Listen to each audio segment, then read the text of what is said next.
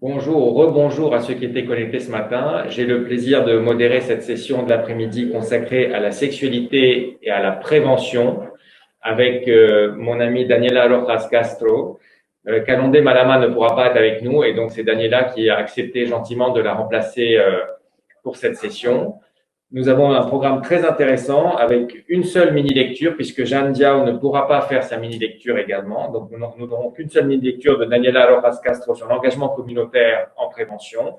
Ensuite, nous aurons 3 présentations orales et puis nous pourrons discuter à la fin de la mini-lecture avec les questions que vous pouvez envoyer directement sur le chat et n'hésitez pas à envoyer vos questions au fur et à mesure des présentations. Et après, nous enchaînerons les 3 présentations et nous aurons une session de questions à la fin des 3 présentations. Donc, sans plus tarder, je laisse la parole à Daniela Rojas pour sa mini-lecture sur l'engagement communautaire en prévention.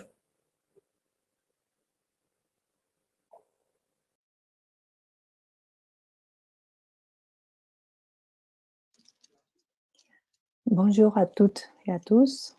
Je pense que c'est la 10e fois que je fais une tentative d'enregistrement. J'espère que là, je vais réussir. Malgré toutes les consignes, je suis dans une chambre avec pas trop de lumière et avec mon enfant derrière. Donc, soyez indulgents. Tout d'abord, je voudrais remercier la Fravi pour m'avoir invité à faire cette présentation. Et surtout, je voudrais remercier toutes les personnes qui sont en train d'écouter derrière leurs écrans et qui vont suivre cette conférence malgré le fait de ne pas pouvoir se voir. Je suis Daniela Rojas Castro, je suis la directrice du département des recherches communautaires de Coalition Plus. C'est un département qui a comme rôle le renforcement des compétences et l'amélioration de la qualité de la recherche et qui vise aussi à développer des projets nationaux et internationaux qui respectent l'approche communautaire de nos membres.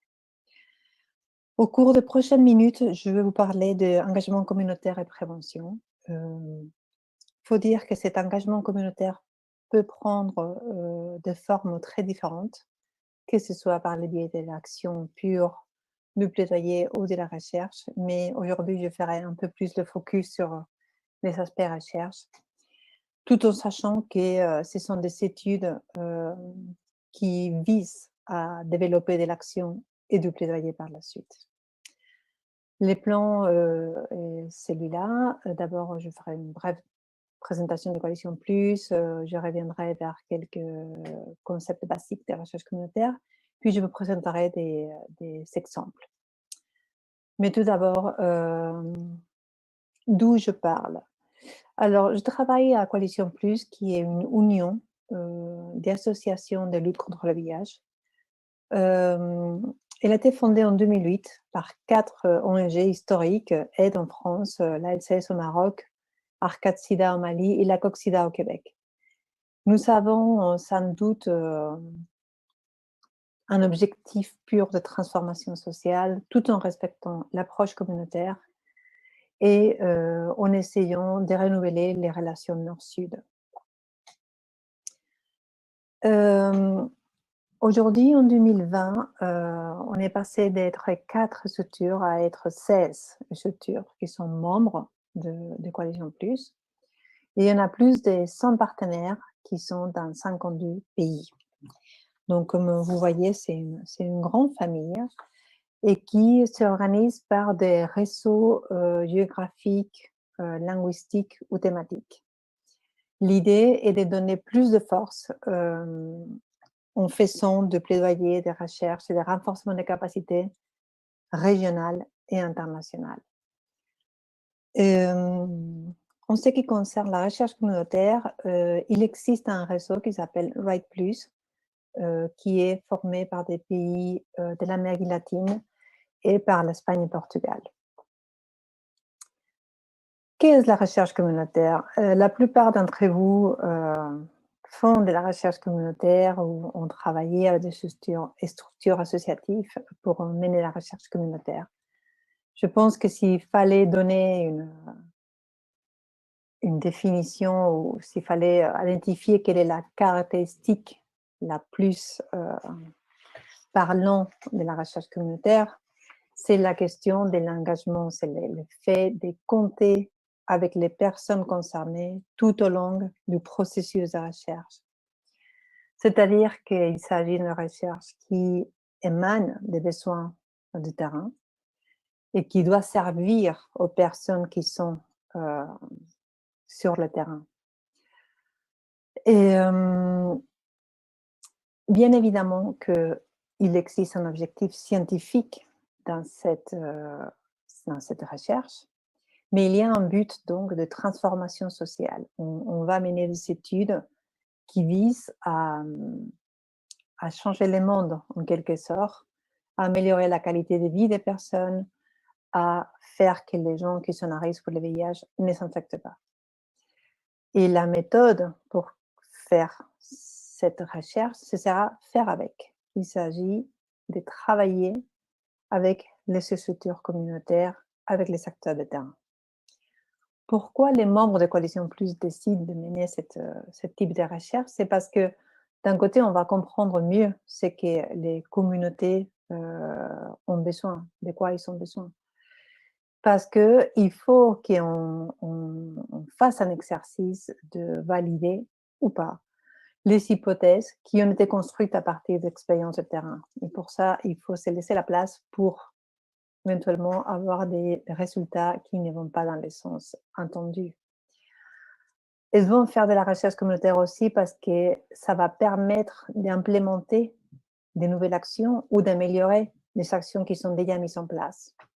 Et parce que la connaissance scientifique va donner des arguments pour les actions de plaidoyer.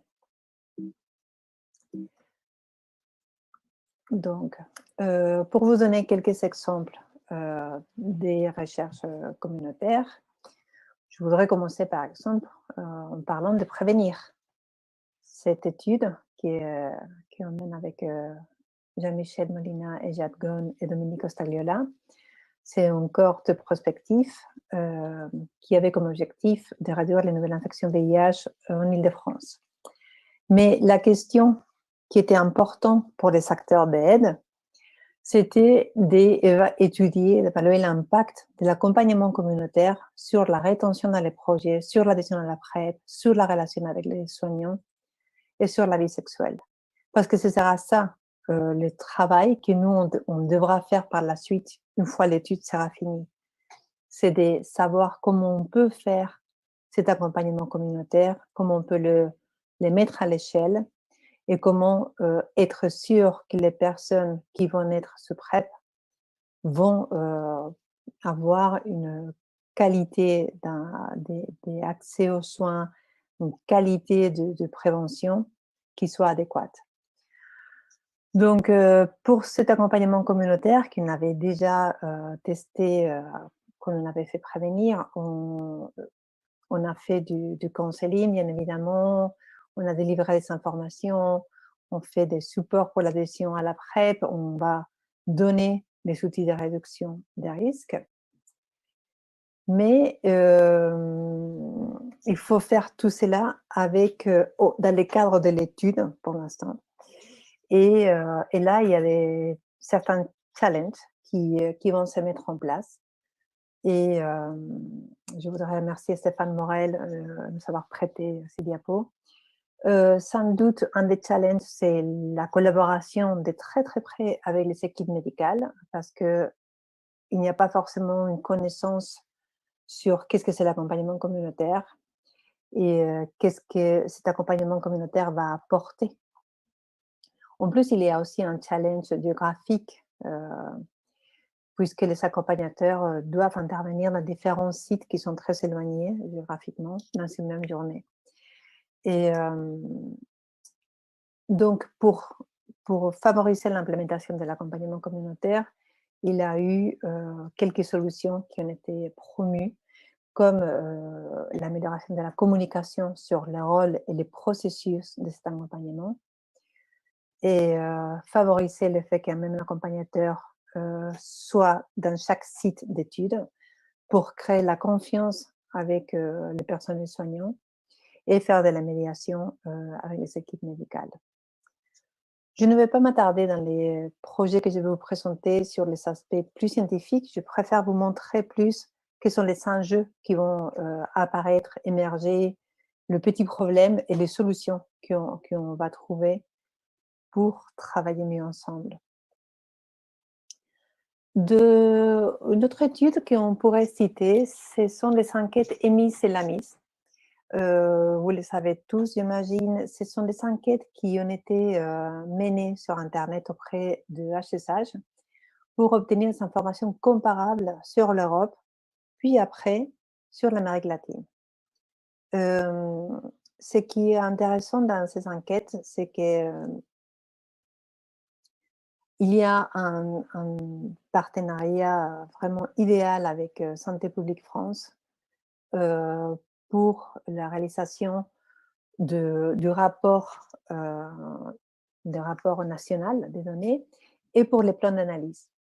Et ainsi, ce qu'on va faire, c'est travailler ensemble entre AIDE, qui est la structure française qui a fait toute la promotion autour de l'enquête et qui a participé à la construction des questionnaires. On va travailler entre AIDE, Coalition Plus, Santé publique France pour la gestion des résultats et pour la rédaction des rapports nationaux. Et après, on fera aussi de la promotion des résultats sur les réseaux sociaux afin de faire des restitutions. Et ce qui est très intéressant, c'est comment pour cette collaboration scientifique, on va avoir forcément des regards un peu divergents en fonction de quelles sont les priorités pour les uns et les autres. Et ainsi, on a fait par exemple un papier concernant les manques d'accès à la PrEP en France en dehors de grandes villes, parce qu'il avait un enjeu politique à faire sortir ce type d'informations. Je ne sais pas qu'est-ce que ça aurait donné si on avait fait ce type d'analyse avec d'autres acteurs et pas les milieux associatifs.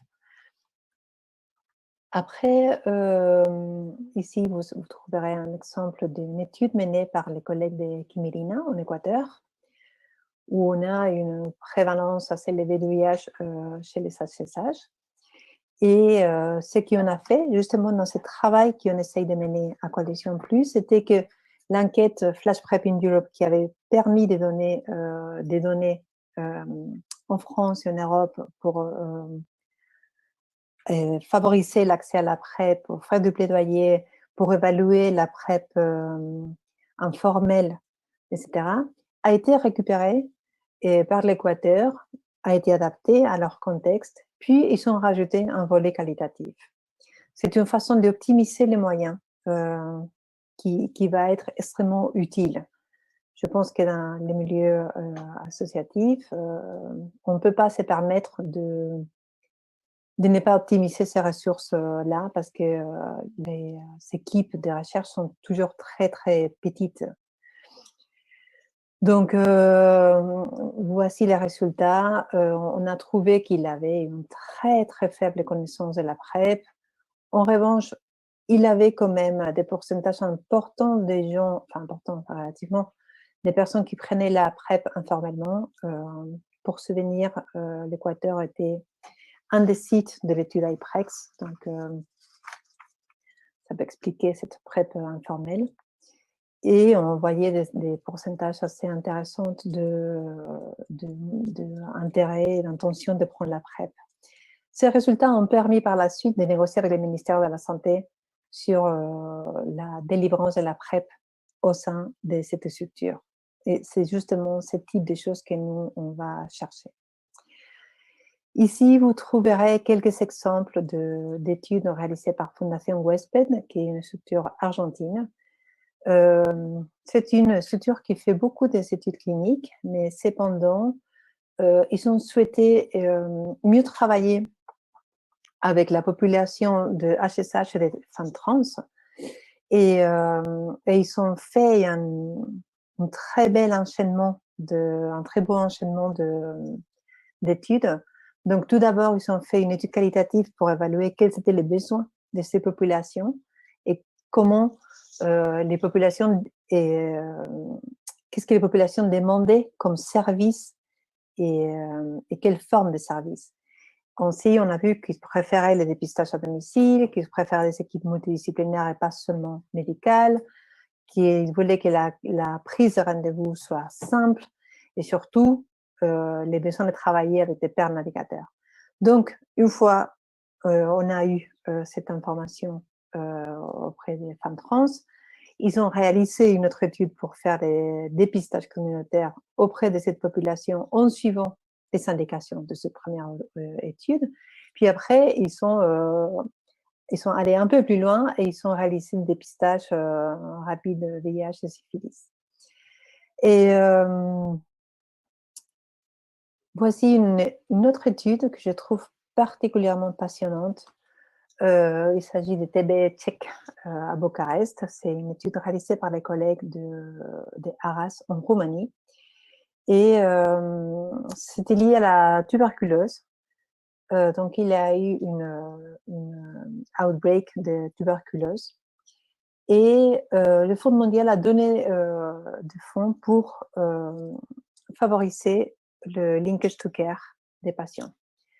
Et ils ont essayé 3 modalités, notamment parce que la première, qui était juste de faire de l'orientation, a échoué terriblement.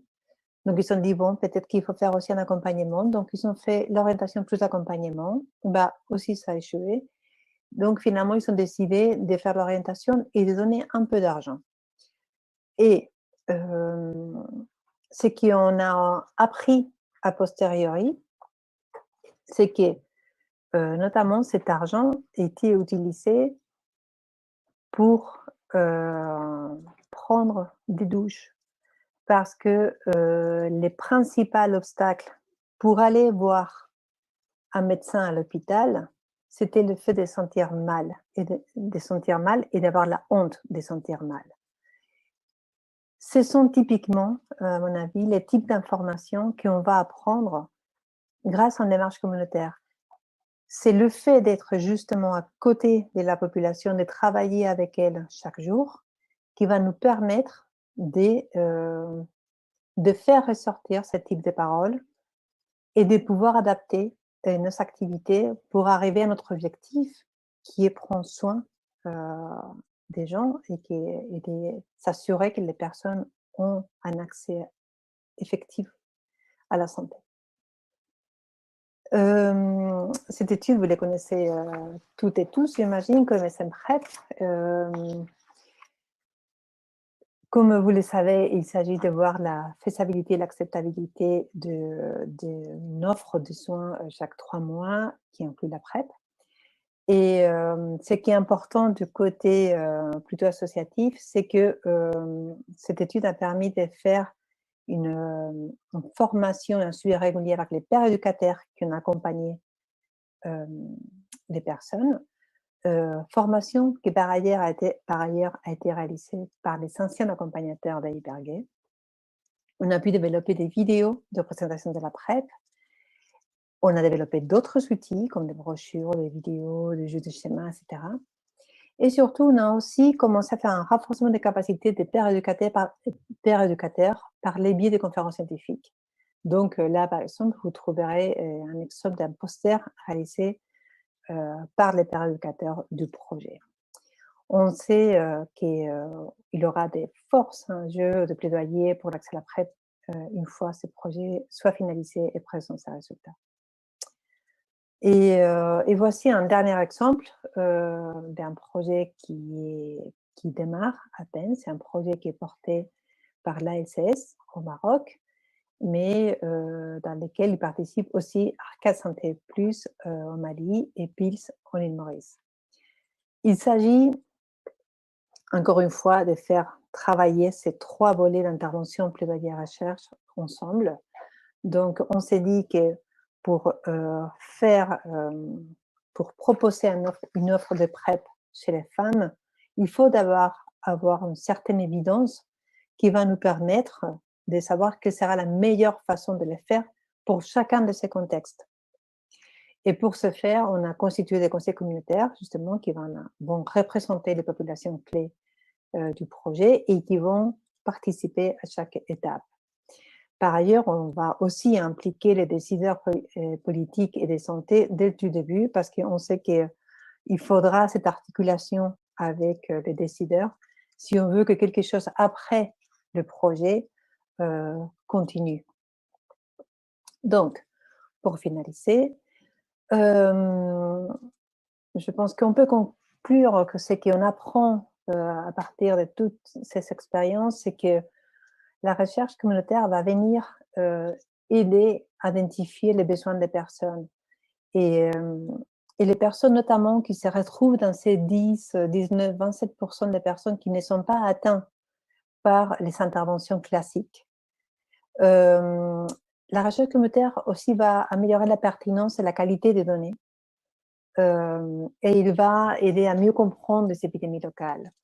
Par ailleurs, elle va aussi offrir des solutions qui auront plus de chances de continuer une fois les études soient finalisées, parce qu'on aura réussi à convaincre la communauté, elle aura saisi les enjeux, elle va adhérer à la façon de faire et comprendra pourquoi il vaut mieux faire d'une façon ou d'une autre.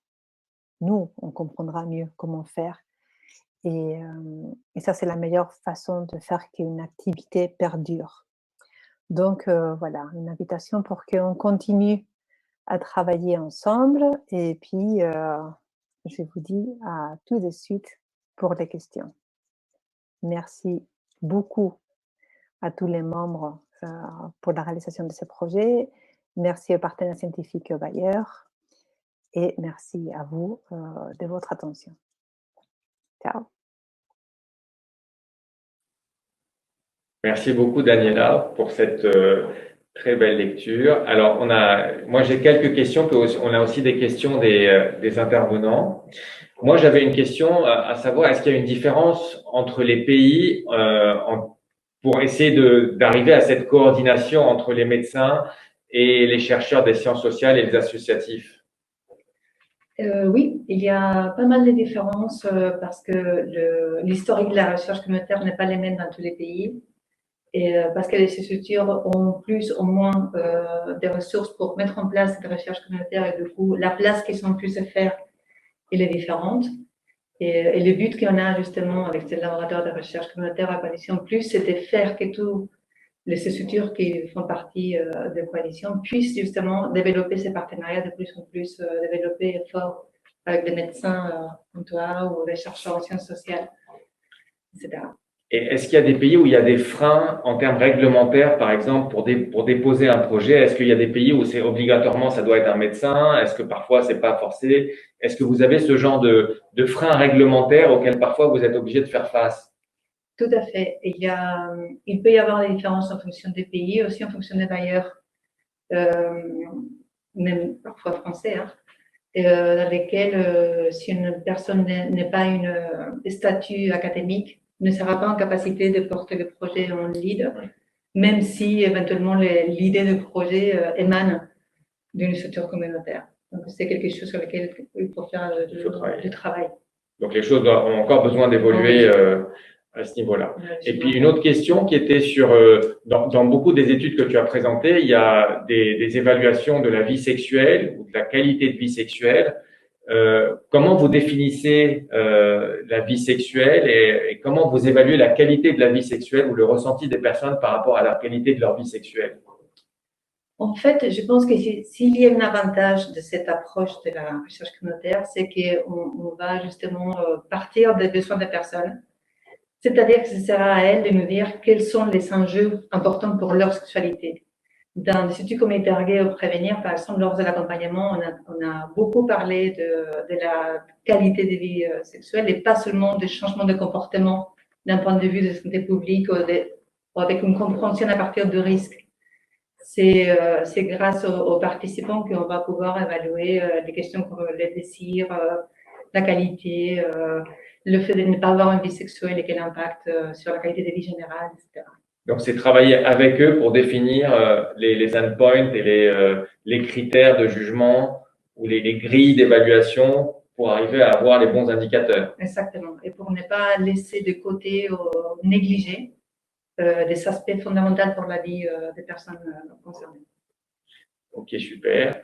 Alors, j'ai pas reçu d'autres questions sur le chat, donc n'hésitez pas, hein, si vous avez d'autres questions à poser à Daniela sur la recherche communautaire, Moi, je sais que effectivement, il y a quelques années, Daniela m'avait sollicité et c'était assez nouveau. Et depuis, on a fait pas mal de choses ensemble et je suis toujours très content de participer à cette recherche en partenariat et de construire le projet ensemble parce que je pense que c'est exactement comme ça qu'on peut y arriver. Et vraiment, il faut que ce soit un modèle à appliquer dans d'autres pays et dans d'autres structures et même pour d'autres pathologies. Et c'est vraiment vers ça qu'il faut qu'on s'oriente pour arriver à définir les meilleurs indicateurs et à avoir les bonnes réponses, les bonnes questions, pardon, pour pouvoir apporter les bonnes réponses. Alors, s'il n'y a pas d'autres questions, je vais laisser la parole à Kalondo Malama qui nous a rejoint. Donc, Kalondo qui est chercheur au CESTIM à Marseille et qui va du coup vous présenter les 3 orateurs suivants. Et nous aurons une petite session de questions-réponses à la fin des 3 présentations. Bonjour tout le monde. Je suis content de vous présenter Patrick Papazian, qui est médecin sexologue hospitalier en service des maladies infectieuses et tropicales à l'hôpital Pitié-Salpêtrière et à l'hôpital Bichat de Paris. Donc, je laisse la parole à Patrick pour nous présenter cette présentation.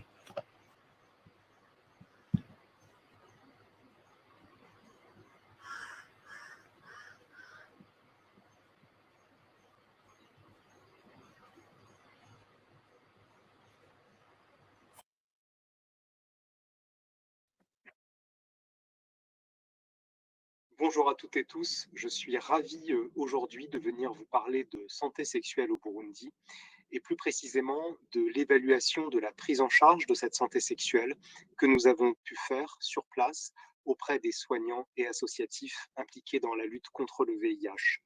Je précise que je suis le porte-parole d'un travail collectif fait avec Delphine Leclerc, infirmière sexologue à l'hôpital Avicenne, à Bobigny en France, le professeur Olivier Bouchot, chef de service de maladies infectieuses et tropicales dans le même hôpital, le docteur Thierry Naimana au CHU Kamenge à Bujumbura au Burundi, et donc moi-même qui suis à l'hôpital Pitié-Salpêtrière et Bichat à Paris en France.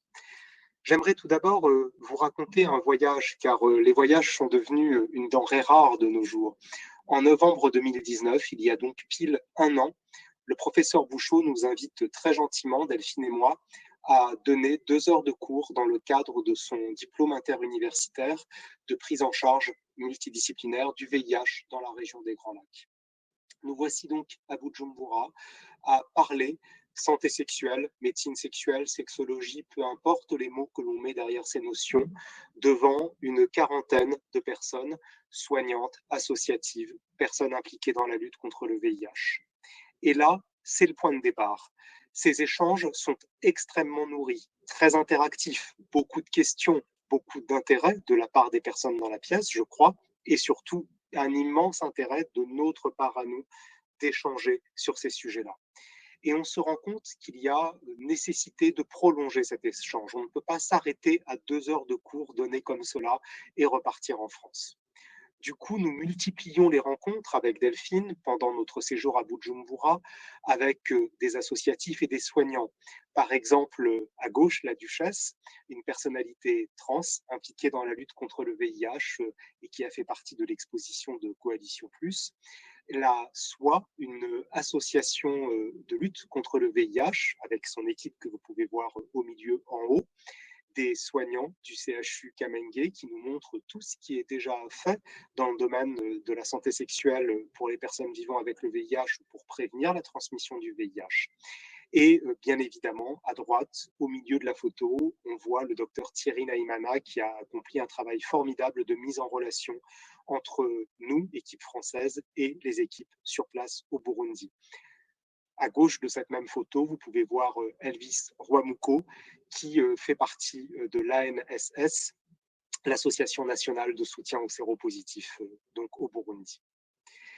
Tous ces échanges, toutes ces discussions nous permettent d'être convaincus qu'il faut un peu objectiver les besoins par rapport à la prise en charge de la santé sexuelle au Burundi, et nous mettons donc en place en quelques jours une enquête pour mieux comprendre ces besoins. nous montons un questionnaire ad hoc d'une douzaine d'items et nous diffusons sur place ce questionnaire auprès des acteurs clés, soignants et associatifs de la prise en charge du VIH. Pour vous montrer ce questionnaire et des exemples de questions que nous avons incorporées dedans, nous avons souhaité, par exemple, savoir si la sexualité était abordée lors de la prise en charge des personnes vivant avec le VIH, de jamais à systématiquement, savoir si les personnes ressentaient des freins pour parler de la sexualité lors des consultations, et également évaluer la capacité à faire une évaluation sexologique lorsque se présente par exemple un trouble du désir, du plaisir, une sécheresse vaginale, des douleurs au moment des rapports ou encore par exemple un problème d'érection. Et en cas d'incapacité à faire cette évaluation, comprendre pourquoi, quelles étaient les raisons de cette incapacité. Nous avons également exploré les situations qui avaient pu poser problème lors de la prise en charge des patients. Est-ce que vous vous êtes parfois retrouvé dans une situation que vous aimeriez évoquer par rapport à la sexualité de vos patients qui vous a posé souci, ou au fait d'être favorable au déploiement d'une formation en santé sexuelle, parce que c'était une demande très forte venant des équipes de Bujumbura qui nous disaient 2 heures, ça ne suffit pas, il faut absolument que vous reveniez avec un cursus plus complet. Et enfin, nous demandions également s'il y avait des consultations de sexologie sur place déjà existantes. Nous avons également voulu explorer le type de patients qui pourraient être adressés à ces consultations. Est-ce que l'on verrait plutôt des patients ne vivant pas avec le VIH, mais à haut risque de contracter le virus, ou des personnes vivant avec le VIH et ayant des difficultés dans leur vie sexuelle, ou par exemple ayant des problèmes d'observance de leur traitement antirétroviral. Et puis enfin, on demandait clairement si les personnes étaient favorables au fait d'avoir une consultation de médecine sexuelle au Burundi et si elles souhaitaient qu'il y ait des liens forts qui soient créés entre cette consultation et des consultations du même type en France, de manière à pouvoir partager nos travaux. Les résultats de cette enquête ont permis d'analyser 62 questionnaires parfaitement remplis, 62 questionnaires remplis pour un quart par des médecins, un cinquième des infirmières, un cinquième des psychologues, et puis, comme vous le voyez, également d'autres intervenants, médiateurs en santé ou intervenants associatifs. Les réponses ont été très claires. Plus d'un répondant sur deux nous disait clairement ne jamais ou rarement aborder la sexualité en entretien, et 3/4 avoir des freins pour parler de la sexualité. Si l'on se penche sur la nature de ces freins, il y avait des freins liés aux croyances et représentations culturelles et religieuses des patients que les soignants et associatifs ne voulaient pas heurter, des freins liés à l'absence de formation préalable, et enfin des freins liés à certaines caractéristiques des patients, patients jeunes, patients âgés, patients d'origine rurale, avec qui on a moins de facilité à parler de sexualité. L'immense majorité des répondants se déclaraient tout à fait favorables au fait de recevoir une formation en santé sexuelle et se déclaraient également favorables au fait qu'une consultation en santé sexuelle soit montée au Burundi en partenariat avec des consultations parisiennes dans une volonté de supervision réciproque.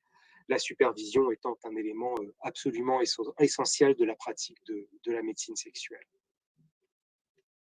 En conclusion de cette enquête et de ce travail que nous avons mené sur place, la sexualité nous a semblé être peu abordée dans le cadre de la prise en charge du VIH au Burundi, mais les besoins exprimés par les soignants étaient immenses et les résultats de cette enquête nous ont conduit à vouloir mettre en place rapidement une formation à la prise en charge de la santé sexuelle dans ce pays.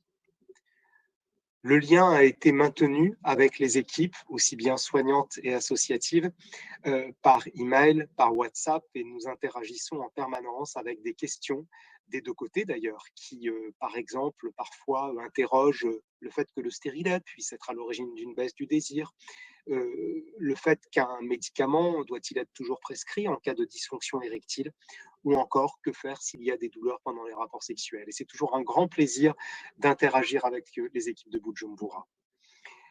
Et puis, nous avons voulu, début 2020, constituer un programme et une équipe pédagogique, une formation reconnue par l'Université de Bujumbura d'initiation à la médecine sexuelle, un programme sur 3 jours que nous avons monté, qui adresse les sujets fondamentaux de sexologie, et une équipe pédagogique très motivée que nous avons là aussi constituée pendant les premiers mois de 2020 avec des médecins, des psychologues, des infirmières, des sexologues, des conseillères conjugales, de France, mais aussi du Burundi.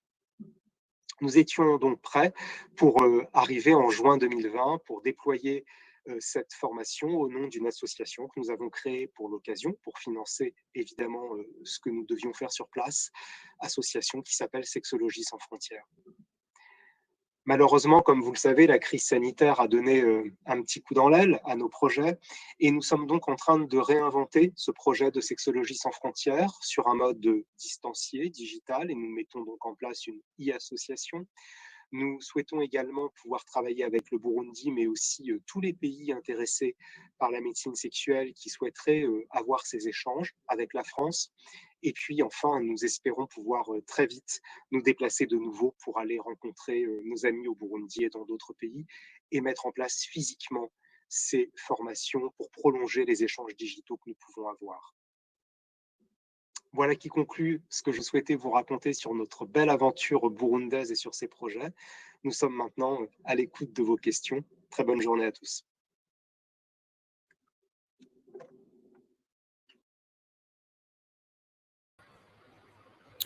Merci beaucoup, Patrick, pour cette très belle présentation. Donc, maintenant, on va passer à la deuxième présentation orale.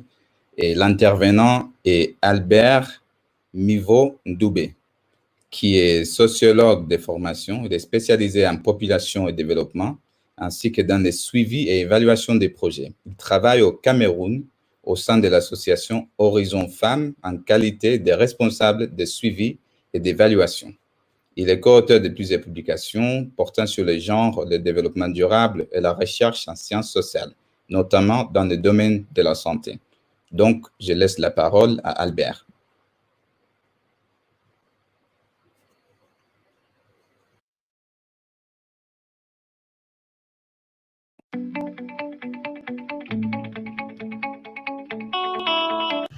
Bonjour à tous, je me nomme Albert Bifotoupé.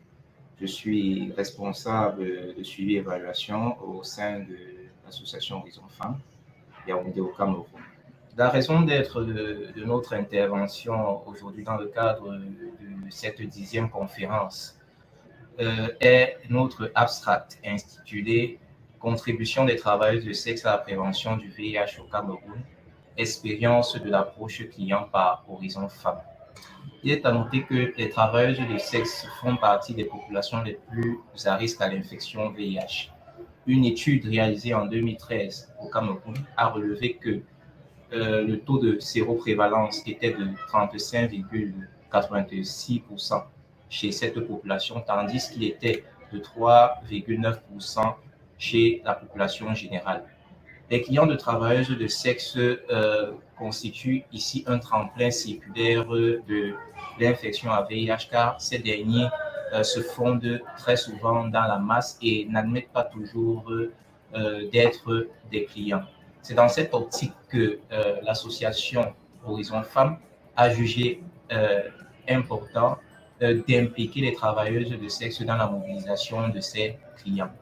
À cet effet, en décembre 2016 et mars 2017, Horizon Femmes, dans le cadre du projet de continuum de prévention, soins et traitement du VIH chez les populations les plus à risque au Cameroun, lequel projet est financé par USAID à travers les fonds PEPFAR et mis en œuvre sous la coordination de Care International au Cameroun, Horizon Femmes a adopté une nouvelle stratégie, une approche de mobilisation des clients de travail de sexe appelée approche client. Dans cette stratégie, les clients de travail de sexe sont mobilisés par les travailleuses de sexe elles-mêmes après l'acte sexuel, moyennant une motivation financière de 500 francs par client mobilisé et effectivement dépisté. De manière spécifique, il était question pour les travailleurs de sexe, une fois le client ayant accepté d'être mobilisé et dépisté, de leur remettre un coupon qui permettait ici là d'évaluer la capacité de mobilisation de chaque travailleuse de sexe.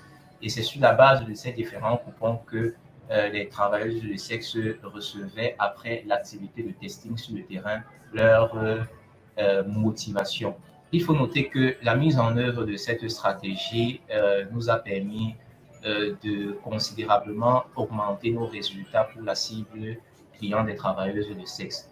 En effet, elle nous a permis de dépister 990 clients de travailleuses de sexe en 3 mois, nombre qui était largement supérieur à la moyenne de 85 que nous enregistrions par trimestre avant l'implémentation de cette stratégie.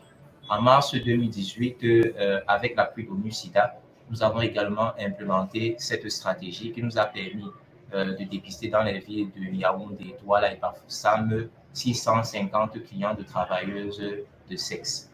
En mai 2019 également, dans le cadre du projet CHAM, nous avons encore mis en œuvre cette stratégie, laquelle nous a permis en un seul mois de dépister 112 clients de travailleuses de sexe grâce à cette stratégie.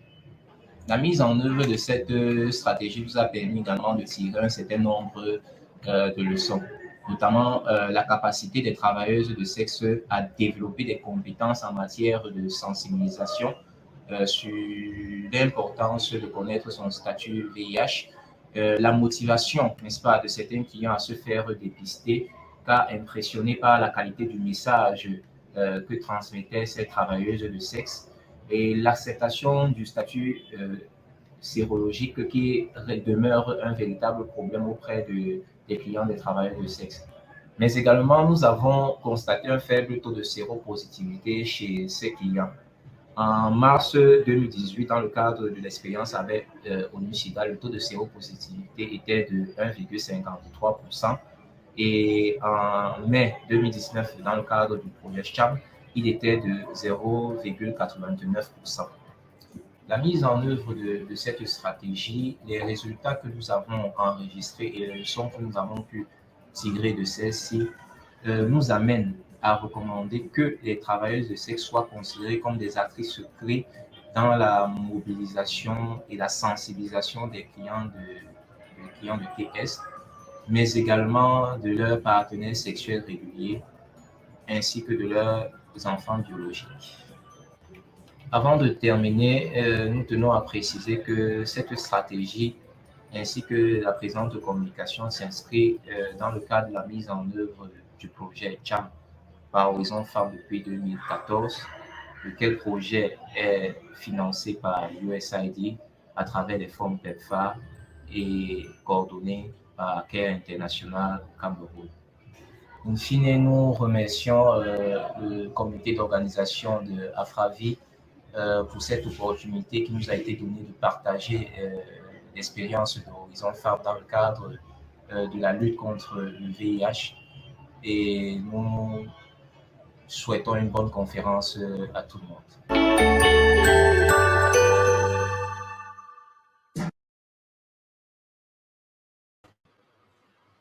Donc, rebonjour tout le monde et merci Albert pour cette présentation très intéressante. Avant de présenter le prochain orateur, j'aimerais juste souligner aux auditeurs n'hésitez pas à poser des questions. Hein. On n'a pas encore reçu des questions, donc si vous avez des points à soulever sur ce qui a été présenté, surtout n'hésitez pas à poser des questions dans le chat et puis ça nous permettra de mieux gérer le question and answer session qui va suivre. Donc, maintenant, je vous présente la dernière présentation. Ça sera présenté par Gwenaël Dominique Dorca, qui est docteur en psychologie. Il est accompagné actuellement, il accompagne actuellement les usagers et des parcours de santé sexuelle des hôpitaux Bichat et Larbisière à Paris. Désolé.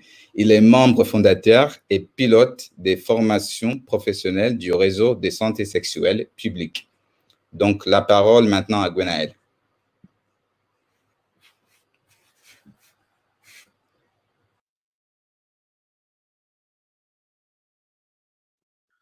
Bonjour, merci de nous rejoindre et et de nous permettre de vous présenter un parcours complexe en santé sexuelle en France sur l'accompagnement de la sexualité des femmes vivant avec une maladie chronique et ayant subi une mutilation sexuelle féminine. Dans le monde, on estime à 200 millions les femmes vivant avec une mutilation sexuelle. Dans certaines parties et dans certaines ethnies ou certains territoires, 80% des femmes peuvent être concernées. En France, nous sommes dans une situation indirecte où les personnes arrivent sur le territoire avec des mutilations. On estime à 125 000 les femmes vivant avec cette mutilation et 44 000 les jeunes filles nées sur le territoire français qui pourraient être concernées et en danger par rapport à des mutilations futures. Les populations que nous accueillons sont globalement d'Afrique francophone, qui viennent par 2 parcours migratoires, par le Maroc ou par la Libye, et qui sont partis de leur pays de naissance sous raison de violences physiques, psychologiques ou sexuelles. Ces violences sont aussi retrouvées sur le parcours migratoire, mais également après leur arrivée en France, où 10% d'entre elles peuvent continuer à avoir des échanges économico-sexuels pour pouvoir survivre. À la lumière de ces chiffres, depuis 2007, nous avons mis en place, piloté par le docteur Claire Tanté, un parcours de santé sexuelle et de vulnérabilité, où nous avons justement essayé de mettre en place une vision globale de la prise en charge avec du dépistage, de l'infectiologie, un traitement des douleurs, de la gynécologie, de la sexologie, de la psychologie, de la diététique, de l'assistante sociale, une assistante sociale et des juristes également pour pouvoir gérer l'ensemble des difficultés auxquelles peuvent être éprouvées ces populations. Si on regarde uniquement le côté sexologique, bien non, rappelant que toutes les femmes ayant subi des mutilations sexuelles ne rapportent pas de complications liées à ces mutilations, une très très grande majorité ont rapportent des douleurs vulvaires diffuses, différentes, des dyspareunies d'intromission ou extérieures, des absences de désir dans 38%, des absences de plaisir dans 62%. Et si la demande initiale était évidemment une demande de chirurgie, 3% seulement se font opérer après 3 ans. Ce qui est important de comprendre, c'est que la place de la santé sexuelle dans le parcours de soins, elle est centrale, et plus que centrale, elle est partout. La sexualité, c'est tout ce qui va faire que ces populations vont venir dans ce type de parcours. Quand on considère la chirurgie elle-même, elle a pour unique et simple but d'augmenter la possibilité de stimulation du clitoris avec transposition du clitoris et externalisation du reste de la hampe du clitoris, et de retirer les douleurs de la sexualité. La psychologie va travailler sur les traumatismes sexuels et les traumatismes physiques également, qui peut entraîner des difficultés à se rapprocher d'une personne et d'avoir une sexualité épanouissante. La sexologie, elle, va reprendre dans son aspect clinique l'ensemble culturel, donc de réélaboration des représentations des femmes et de la sexualité, interpersonnelle en travaillant sur les images traditionnelles de féminité, tant au niveau social que sexuel, et également la dimension subjective, ou comme on appelle intrapsychique, de qu'est-ce qu'être une femme normale ou une femme complète et comment le devenir si on ne l'est pas. La place du sexologue dans l'équipe, elle est un petit peu comme un pivot, elle va quand même se permettre une articulation entre les différentes dimensions. Donc, on va expliciter les différents intervenants de l'équipe. Rappelons-nous quand même que le parcours de soins multidisciplinaire n'est pas intuitif pour les populations qu'on accueille, qui voient souvent qu'un seul interlocuteur peut résoudre l'ensemble de leurs problèmes, parce que c'est comme ça, et c'est tout. Donc là, il va falloir expliciter les intervenantes, qui fait quoi, qui accompagne, quels sont les objectifs cliniques de chaque intervenante. Donc ça, c'est pour les populations usagères.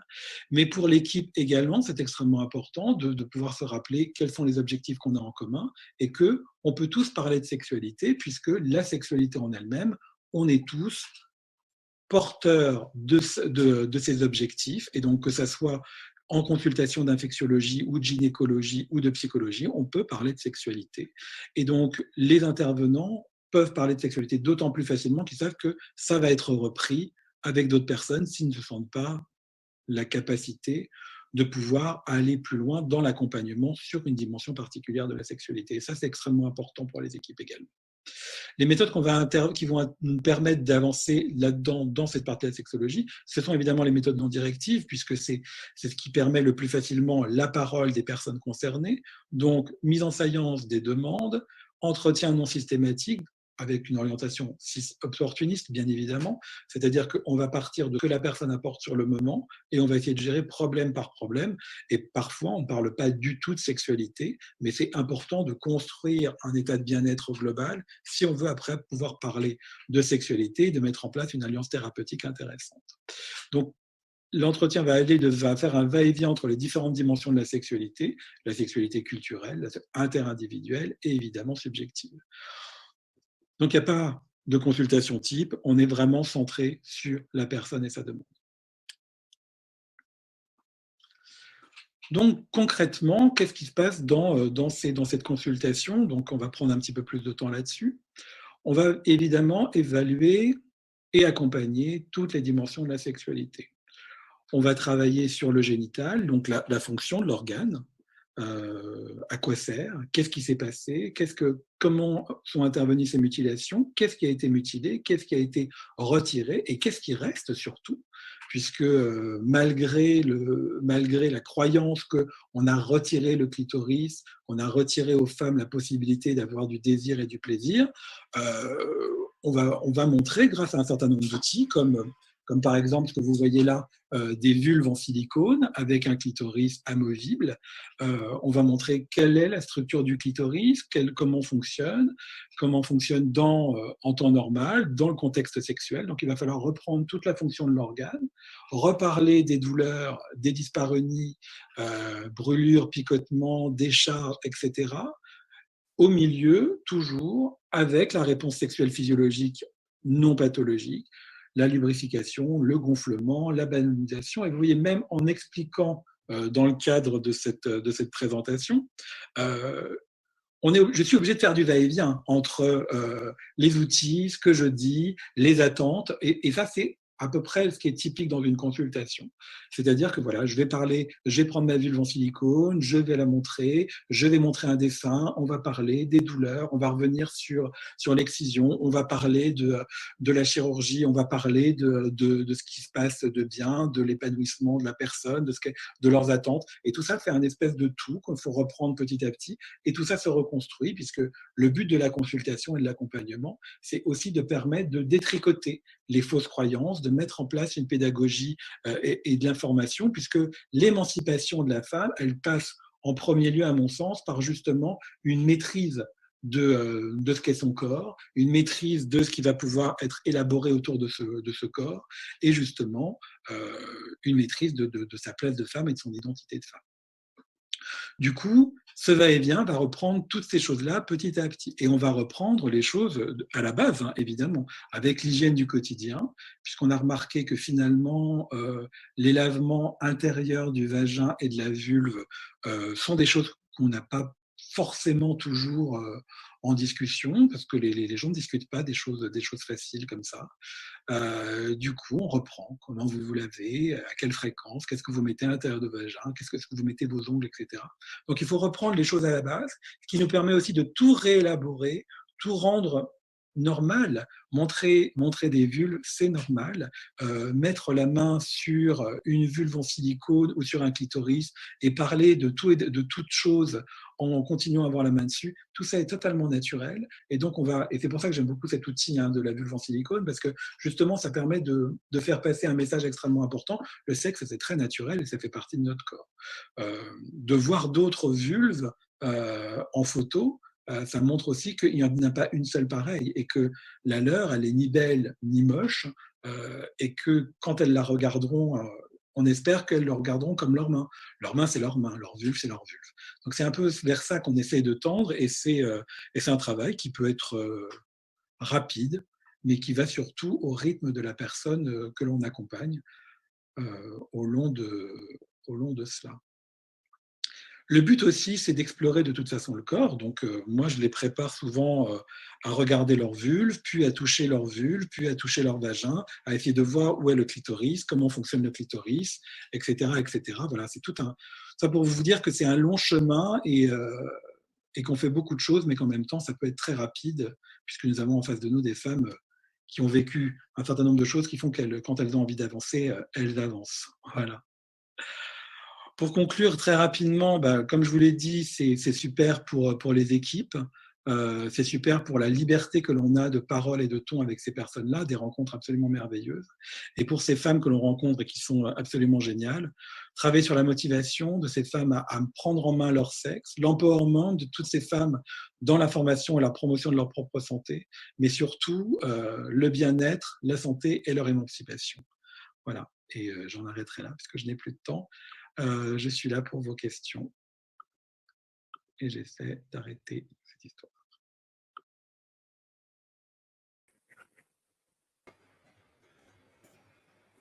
Merci beaucoup à tous pour vos présentations. On a maintenant le temps d'aborder quelques questions. Alors, on a quelques questions de la salle. Alors, moi, j'avais tout d'abord une question pour Patrick. Une question toute simple. Comment faire pour être membre de Sexologie sans frontières ou de bénéficier de l'accompagnement de cette association? Bonjour Jade, bonjour à toutes et tous. Très bonne question, il suffit de me le demander. On prend toutes les bonnes volontés parce qu'on est vraiment en mode construction, donc du coup toutes les bonnes énergies sont bonnes à prendre. Et donc pour ce qui est de participer, on est vraiment preneur de tout acte de candidature spontanée. On avait avancé un peu en marche forcée pour essayer de monter très très vite une équipe en quelques semaines, mais on va dire que si on essaye de positiver la crise Covid, ça nous laisse un peu plus de temps, donc du coup, on peut un peu plus se poser et faire un état des lieux et voir comment on peut essayer de rendre tout ça plus rationnel. Pour ce qui est de bénéficier de l'association, j'ai envie de faire la même réponse, mais avec peut-être un peu plus de mesures. On a ce point d'ancrage au Burundi qui était vraiment notre point de départ et cette coopération entre la France et le Burundi, on insiste beaucoup là-dessus, sur le fait que c'est vraiment important qu'on puisse travailler main dans la main avec chaque pays et monter les programmes main dans la main ensemble et notamment des équipes qui soient 50% françaises, 50% du pays. Mais après, on avait également une perspective dans d'autres pays. Le pays suivant, sous l'impulsion justement de Claire Tanté, dont tu parlais, Gwenaëlle, à l'instant, c'était la RDC. Donc du coup, on avait comme ça des perspectives, peut-être voir avec justement Jeanne Dio qui devait être avec nous, s'il y avait des choses à faire ensemble avec le Sénégal pour essayer vraiment de fédérer ce réseau de communication autour de la sexologie dans le monde. Merci Patrick. Kalondé, est-ce qu'il y a des questions de la salle que tu voudrais qu'on aborde? Oui, j'ai aussi une question pour le projet Horizon Femmes. Et la question est comment savoir si le client est à son premier contact pour écarter la période de séroconversion chez les clients? N'y avait-il pas le gêne d'être identifié comme client d'une professionnelle d'une travailleuse du sexe qui freine l'adhésion des clients au dépistage? Alors ça, effectivement, donc Albert n'est pas avec nous, mais on peut, c'est pas grave, on va participer, on va essayer de répondre nous-mêmes. Je pense que là, la question, c'est intéressant d'aborder ce problème de la fenêtre de séroconversion et de dire si c'est pas son premier contact, on peut passer à côté de la primo-infection. Mais en même temps, l'essentiel, c'est que les gens se fassent dépister et entrent dans un programme de dépistage. Et ce client-là, s'il s'est fait dépister une fois, si on identifie que il n'est pas à son premier contact, on pourra lui donner aussi un coupon pour revenir se faire dépister 3 semaines plus tard ou un mois plus tard. L'essentiel, c'est justement ce premier contact avec le système de soins, avec le système de dépistage, qu'il soit communautaire ou médical, mais qu'on fasse ce premier pas et qu'on intègre ce système, ce projet, ce programme de dépistage. Et après, on peut répéter le dépistage. C'est surtout ça qui est important. Ça, c'est d'un point de vue pour la fenêtre de séroconversion. Après, est-ce que le fait d'être identifié comme le client d'une travailleuse du sexe peut être un frein? Ça, je vais vous laisser peut-être donner votre avis, je ne sais pas. Est-ce que quelqu'un a un avis sur la question? Bon, je peux essayer de répondre. On a eu ces problèmes ici en Zambie. Moi, je fais des recherches avec les travailleuses du sexe et c'est ce qui nous empêche en fait d'engager les clients, c'est la question de confidentialité. Donc, nous ici, on utilise plutôt une approche communautaire, mais en s'appuyant sur les agents communautaires, parce qu'il y a un peu de distance entre eux et c'est un autre niveau entre les travailleuses du sexe et leurs clients. Donc, pour garder la confidentialité, on s'appuie surtout sur les intermédiaires. Merci. Et si vous permettez, j'ai une autre question ici. Oui. Et c'est une question pour Gwenaël. Donc, des sessions de groupe ne sont pas envisagées pour envisager le développement d'empowerment communautaire de ces femmes sur leur santé sexuelle. C'est une question. Hein. Est-ce que des sessions groupe ne sont pas envisagées, n'envisagent pas le développement d'empowerment communautaire de ces femmes sur leur santé sexuelle?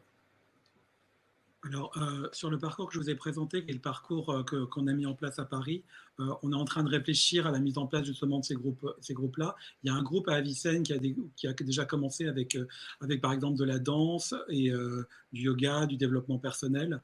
Je travaille aussi à la Riboisière où il y a aussi des groupes de parole justement sur les femmes qui ont été opérées et on essaye de voir comment on pourrait mettre en place de l'accompagnement avec un petit peu par les pairs, hein, comme on peut voir dans les communautés, à savoir comment j'ai été opéré, qu'est-ce que je vais dire aux autres, est-ce que j'ai eu mal, est-ce que j'ai eu pas mal. Oui, je pense que dans toutes ces communautés-là, l'accompagnement communautaire est extrêmement important parce que plus que de venir dans une culture où on se sent quand même en proximité et dans une bonne compréhension, on est surtout avec des personnes qui vont traverser une épreuve de vie qui va être commune et qui toutes vont chercher la manière de répondre à leurs difficultés du moment.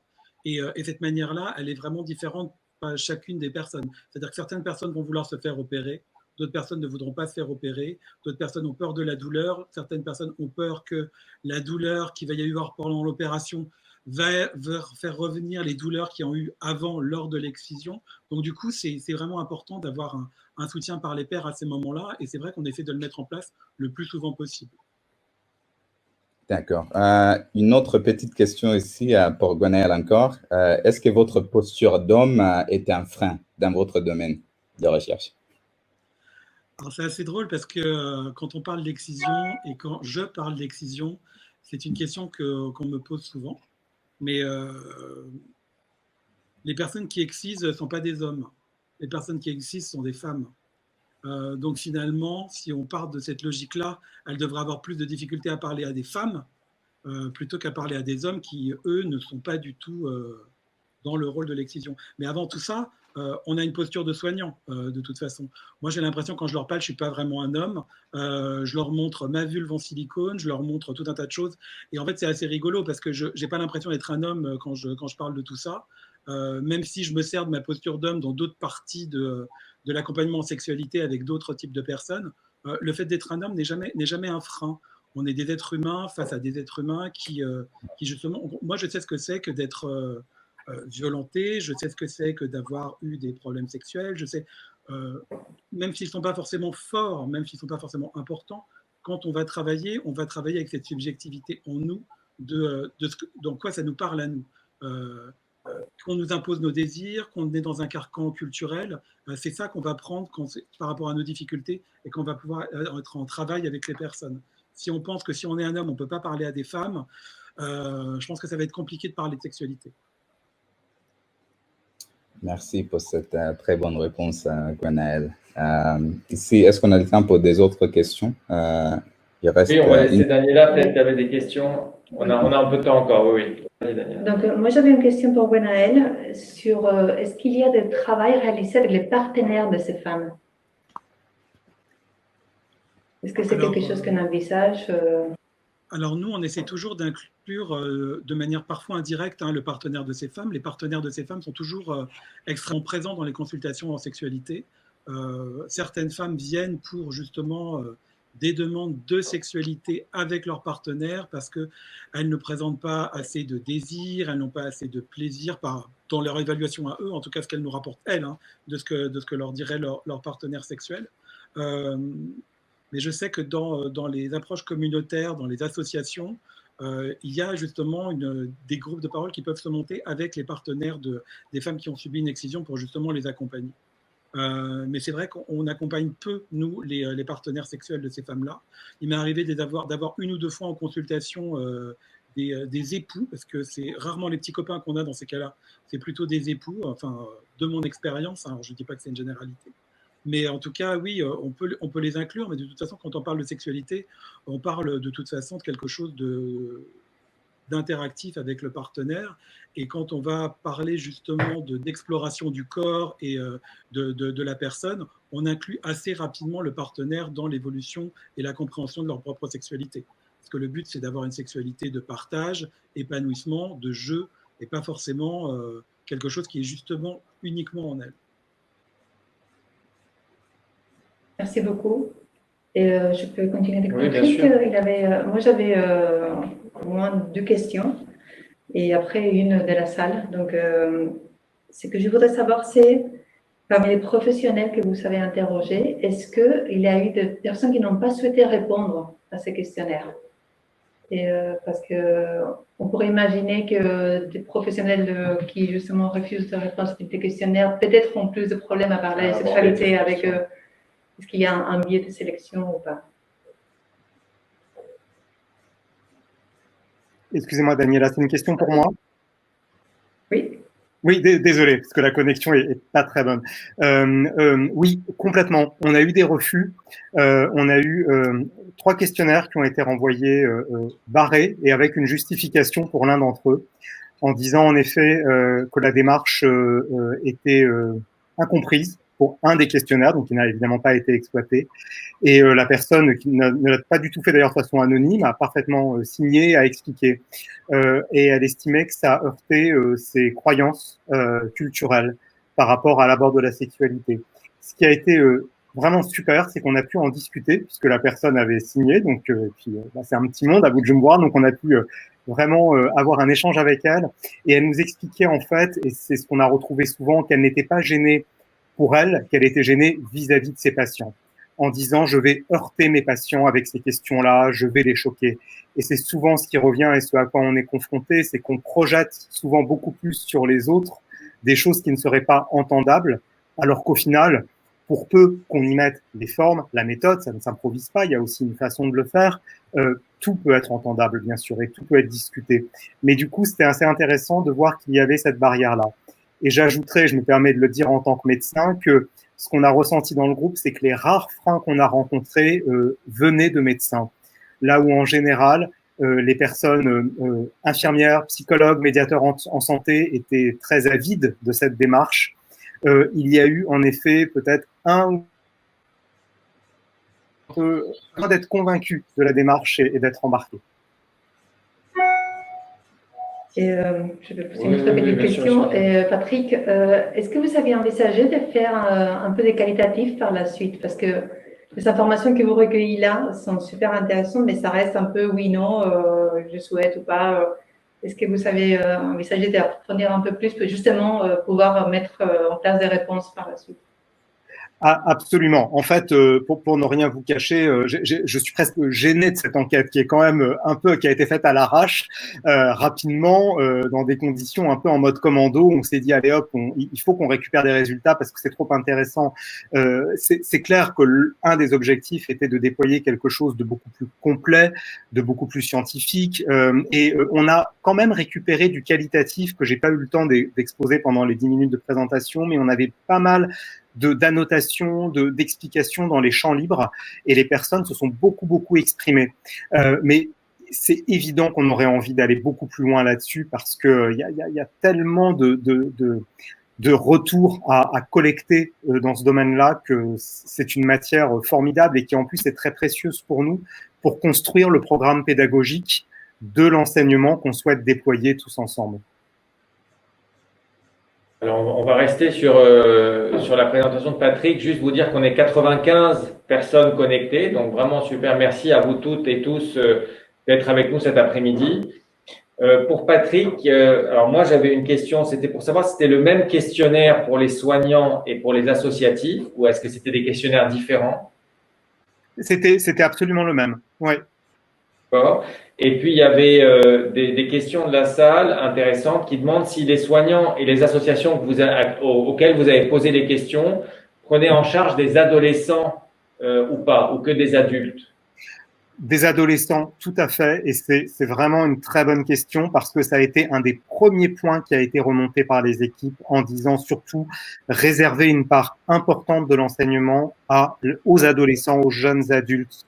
comment les éduquer sur les questions de sexualité, avec cette impression que finalement tout se joue presque là et qu'il ne faut pas rater cette étape-là, avec les questions de contraception, de prévention, mais aussi les questions de se construire dans sa sexualité. C'est quoi le désir, le plaisir, c'est quoi le consentement, et tout ça, ça s'apprend jeune. Et ça, c'est vraiment ressorti très très fort, encore plus fort que ce qu'on pouvait anticiper. Et puis deux autres petites questions. Une, c'était la part de financement de ce genre de projet est assez maigre en général. Est-ce que tu peux donner des pistes pour aller chercher des financements aux chercheurs qui sont intéressés par des questions qui sont un peu similaires à celles que tu as posées dans cette enquête, pour qu'ils sachent à quelle porte taper en priorité et quels sont les organismes qui peuvent plutôt financer ce genre de recherche? Alors, sur ce genre d'initiative où finalement le budget, en tout cas initial, est relativement modeste, on ne parle pas de grosses sommes parce qu'il y a surtout beaucoup d'énergie et de temps à consacrer à ça, mais après, finalement, ça va être surtout du déplacement et c'est ça le plus gros poste. Le reste, c'est vraiment de l'investissement personnel. On peut évidemment se tourner vers nos partenaires de l'industrie pharma et leurs fondations, qui sont des très très bonnes pistes en général pour nous aider. On a eu un très bon accueil à ce niveau-là. Et finalement, en jouant aussi la pluralité, en s'assurant que chacun peut un tout petit peu contribuer à cette opération, ça permet du coup évidemment de conserver, quoi qu'il arrive, une indépendance qui de toute façon est là, mais surtout qui montre qu'on travaille avec tout le monde, qu'on n'est absolument pas affilié à un seul partenaire. Et puis en passant par leur fondation, donc par tout ce qui va être justement support de ce genre d'initiative. Après, c'est beaucoup de temps passé à remplir les dossiers, à prendre les contacts. On sait ce que c'est. Donc, c'est pour ça, on va dire, là, il y avait cette, en toute transparence, il y avait toute cette bonne énergie née il y a un an, avec cette présence sur place, qui s'est poursuivie jusqu'à la crise Covid. Il y a vraiment eu un coup d'arrêt avec le Covid. Et ce que j'ai trouvé formidable, c'est que c'est vraiment les équipes de Bujumbura qui nous ont pas lâchés et qui nous ont dit hey, les gars, vous commencez à mollir un peu. Il y a urgence, et il y a encore plus urgence en ce moment. On va vous raconter comment ça se passe. Donc, on compte sur vous. Et si c'est pas en présentiel, faites en digital, ça sera déjà ça. Et ça, j'aime beaucoup. Pas plus tard que ce week-end, j'avais encore sur le fil WhatsApp des messages de personnes qui font de la recherche en santé publique à Bujumbura et qui me disaient alors vous en êtes où, il faut avancer maintenant. Et ça, c'est très bien. Merci. Alors, il ne nous reste pas trop de temps, mais on a deux questions Oui. au moins. Patrick, comment faire un package de prise en charge intégrant la sexualité sans sortir les sensibilités, surtout pour les seniors? Pour les seniors, ouais. Oui. Oula, alors ça c'est compliqué. En fait, je vais me permettre d'apporter ma réponse. Ça va pas tout à fait peut-être la réponse à la question, mais en fait, l'enjeu c'était de concevoir un programme éducatif en 3 jours, parce que c'était à peu près ce qui était possible d'investissement de temps pour les équipes sur place.